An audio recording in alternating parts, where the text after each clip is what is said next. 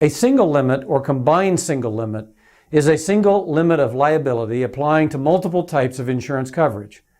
When a combined single limit of liability appears on a policy's declaration page, it represents a single limit of liability that applies to more than one type of coverage, i.e. combined coverages.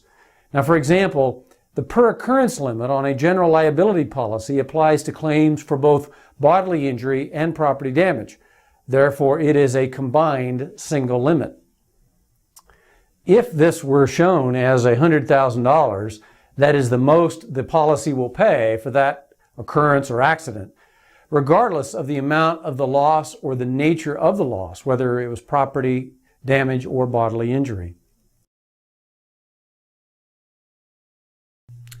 When liability limits are described as split limits, the amounts shown on the declaration page, for example, might read $100,000, $300,000, $50,000, represent different maximum amounts of coverage that are available per person and per occurrence or accident and per type of coverage.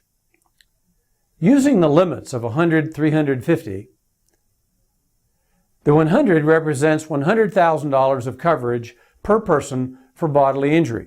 The $300,000 represents $300,000 of coverage per accident per bodily injury.